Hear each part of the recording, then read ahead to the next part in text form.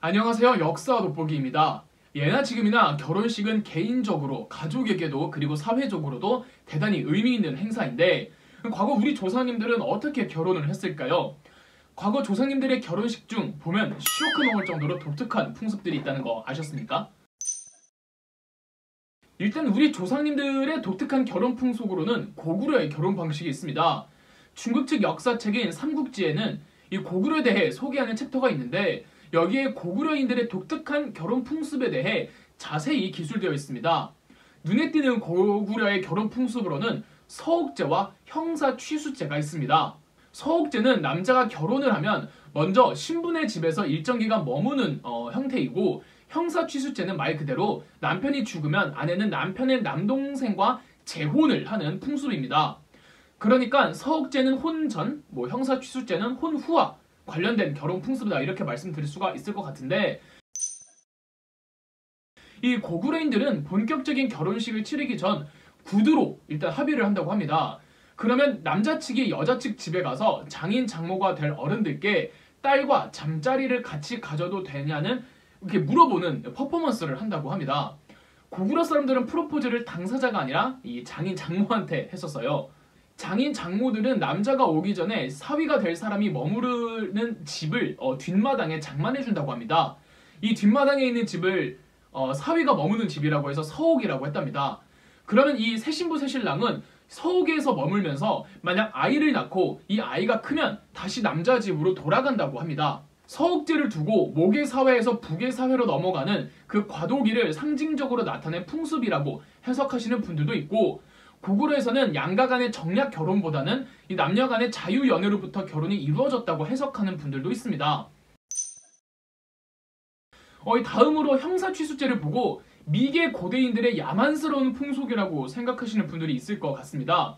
그렇지만 지금의 사회적 기준으로 고대인들의 윤리를 평가하면 좀 곤란합니다. 초창기 고구려는 가뜩이나 농사지을 땅이 부족해서 약탈로 경제생활을 했습니다. 그리고 고대 시기에는 하루가 멀다 하고 매일이 전쟁이었다고요. 그러면 남자들이 많이 희생되어 이 성비가 깨지는 경우가 허다했습니다.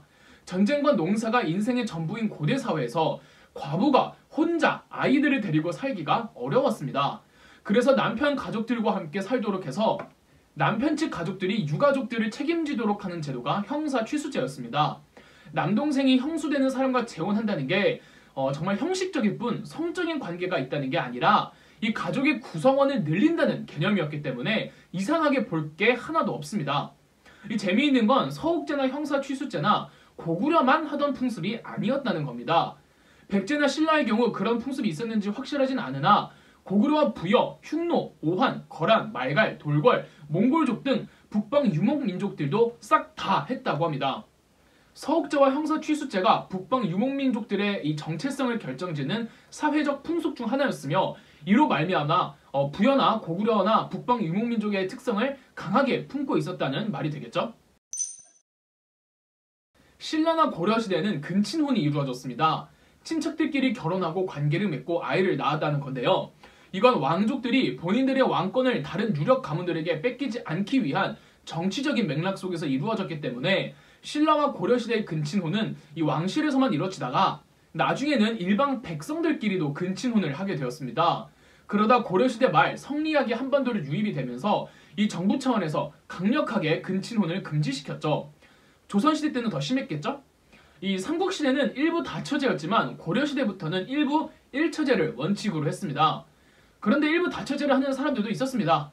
이성계가 조선 건국 전 부인이 2명이었잖아요. 그중 첫 번째 부인은 조선 건국 전에 죽고 둘째 부인이 조선 최초의 왕비가 되었고요. 고려시대의 결혼 연령은 여자가 보통 18세 전후, 남자가 20세 전후였으며 이혼과 재혼이 남녀 모두 그렇게 제약이 많지 않았습니다. 만약 남편이 일찍 죽어 과부가 된 아내는 남편의 죽음으로부터 3년만 지나면 얼마든지 재혼을 할 수 있었으며 일반적인 현상이었다고 하죠. 부모의 제사는 자식들에게 보통 균등하게 상속이 되었고 아들이 없으면 딸이 제사를 모시게 하는 등 남녀의 차이가 그렇게 크지는 않았습니다. 이건 조선 초기까지 그랬는데 일반적으로 유교 국가였던 조선시대에서는 결혼 풍습에서 남녀의 차별이 아주 극심했다고 알려져 있죠. 남녀 차별이 아주 없진 않았지만 결혼 풍습에 있어서 우리가 일반적으로 생각하는 정도로 극심하지는 않았습니다. 고려시대처럼 제사는 남녀를 그다지 구분하지 않고 균등하게 상속되는 게 일반적이었으며 아들이 없어도 딸이 제사를 모시고 굳이 양자를 드리는 거에 호들갑을 떨지 않았죠. 또 조선 전기까지 있었던 결혼 풍습 중 의외의 풍습이 바로 대릴사위제였습니다. 고구려의 서욱제와 비슷하게 조선시대에는 남녀가 결혼하면은 이 남자가 장인 장모집에 들어가 일정 기간 살다가 나왔습니다. 아주 대표적인 사례가 율곡 이이인데요. 율곡 이이의 출생지는 강릉에 있는 그 오죽헌이잖아요. 이 오죽헌이 바로 이이의 외할아버지, 외할머니 집이었습니다. 즉 율곡 이이의 외가 쪽, 그러니까 어머니 쪽 집안이었다는 건데, 그래서 강릉의 오죽헌이 율곡 이이의 출생지인 동시에 이이의 엄마인 신사임당의 출생지이기도 한 겁니다. 이렇게 조선시대 전기도 의외로 남녀 차별적 풍습이 약하다고 보실 수 있는데, 또 한편으로는 심한 부분도 있었습니다. 바로 재혼 문제 때문인데, 고려시대는 여성의 재혼이 별 문제가 되지 않았는데 이 조선시대 때는 이혼을 하거나 재혼을 한 여성은 사회적 지탄의 대상이 되었습니다. 조선의 9대왕 성종은 여성의 재혼을 아예 법적으로 금지시키는가 하면 재혼을 하더라도 재혼해서 낳은 자식들은 과거 시험에 응시를 못하게 하기도 했죠. 더불어 조선시대도 원칙적으로는 일부 1처제였지만 남자는 첩을 들 수가 있었습니다. 정실 부인인 처는 한 명이 돼 첩은 몇 명을 둬도 상관이 없었기 때문에 엄밀한 의미에서 일부 1처제로 볼 수 없었던 거죠. 더불어 첩의 자식은 서자 혹은 얼자라고 해서 사회적 차별 또한 심했습니다. 태종 이방원은 서얼들도 과거 시험에 응시하지 못하도록 했고요. 조선 후기로 가면 큰 전쟁이 2번이나 있었고 사회 경제 구조까지 뒤흔들리는 상황에서 신분제의 질서에 혼동이 오니까 이 성리학에 미친 유학자들이 개거품을 무는 겁니다. 이럴수록 오히려 성리학 선비들은 예절을 따지는 예학이니 족보를 따지는 보학이니 해서 더 반동적으로 유교적 질서를 강화합니다. 그러면서 가부장적인 사회가 도래하게 되는데 우리가 일반적으로 알고 있는 남녀 차별적 결혼 풍습이 바로 이 조선 후기 때부터 자리 잡기 시작한 겁니다. 조선 후기에 이르러 원래 여성의 집에서 대릴사위를 하던 풍습에서 아내가 남편의 집으로 가는 형태가 보편화되었고 재산도 오로지 첫째 아들에게 제사를 맡겨야 한다는 명목으로 몰빵을 해주었습니다. 만약에 아들이 없고 딸만 있다면 호들갑을 떨며 양자를 드리는데 혈안이 되었죠. 조선 후기 때 이렇듯 가장, 집안, 부계 질서를 강조하다 보니까 같은 본관과 성실을 사용하는 집안들끼리 따로 모여 마을을 이루며 살아갑니다. 이럴수록 마을 단위의 행사가 집안 행사로 겹쳐지니 결혼 풍습은 더 폐쇄적으로 치닫게 되겠죠.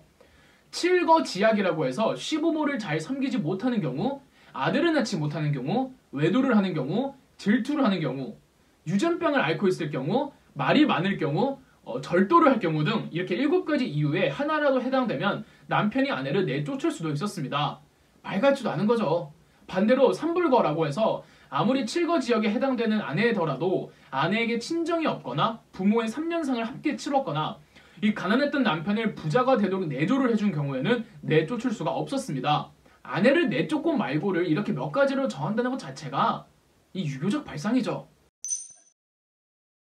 이 외에 조선시대에는 어린 나이에 여자를 결혼시키고 임신이 가능한 나이가 될 때까지 남자 집에서 노동을 시키는 민며느리제가 있었고 남매가 있는 두 집안에서 서로의 여동생을 서로에게 결혼시켜 집안 간의 우위를 다지는 누이 박구몬이라는 것도 있었습니다. 이런 두 풍습은 한국 고대 사회 때부터 있던 것으로 추정이 되며 해방 이후에도 그 흔적들이 있었다고 합니다. 구한말인 갑오개혁 당시 여성의 재혼도 법적으로 가능하게 되었고 여성을 어린 나이에 시집을 보내는 조혼의 풍습도 법적으로 금지되었죠. 자, 이렇게 역사적인 우리 조상님들의 결혼 풍습을 개괄해봤는데 의외의 풍습들이 많았죠. 이 중 몇 가지는 아직까지도 시골이나 큰 집안에서는 어느 정도 흔적들이 있다고 하는데 아직 사라지지 않고 묘한 형태로 남아있는 결혼 풍습에는 또 어떤 것들이 있을지 생각해보는 것도 재미있겠네요. 그럼 역사 돋보기였습니다. 영상 재미있으셨다면 구독과 좋아요, 알림 설정까지 해주시면 감사드리겠습니다.